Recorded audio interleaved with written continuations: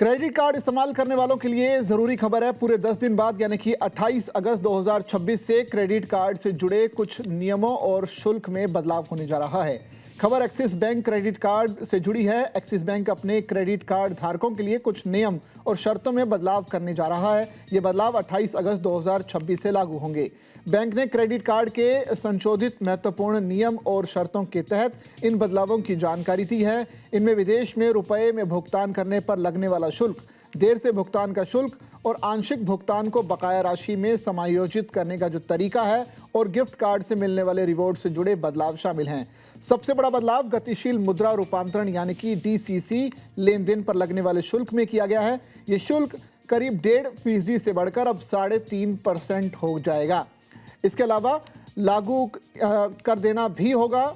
DCC उस स्थिति में लागू होता है जब एक्सिस बैंक का क्रेडिट कार्ड विदेश में इस्तेमाल करते समय ग्राहक स्थानीय मुद्रा के बजाय भारतीय रुपए में भुगतान करने का विकल्प चुनता है। कुछ ऐसे लेन देन में भी यह शुल्क लागू हो सकता है जहां भारत में मौजूद दुकानदार विदेश में पंजीकृत हों। उदाहरण के तौर पर अगर किसी योग्य लेन देन में 1 लाख रुपए का भुगतान किया जाता है तो कर से पहले शुल्क पहले 1500 रुपए था, अब यह बढ़कर 3500 रुपए हो जाएगा। इसलिए विदेश में कार्ड से भुगतान करते समय अगर दुकानदार या भुगतान मशीन भारतीय रुपए या स्थानीय मुद्रा में भुगतान का विकल्प देती है तो कार्ड धारकों को सावधानी से विकल्प चुनना होगा। एक्सिस बैंक देर से भुगतान करने के शुल्क की व्यवस्था में भी बदलाव करेगा। 50,000 रुपए से ज्यादा की बकाया राशि पर देर से भुगतान करने का जो शुल्क है 1300 रुपए होगा। वहीं बैंक ने कहा कि इससे कम बकाया राशि वाली अन्य श्रेणियों के शुल्क में कोई बदलाव नहीं किया गया है। संशोधित नियमों में यह भी बताया गया है कि क्रेडिट कार्ड के बकाया बिल का आंशिक भुगतान करने पर रकम किस क्रम में समायोजित की जाएगी। सबसे पहले भुगतान शुल्क और अन्य चार्ज में इसे एडजस्ट किया जाएगा।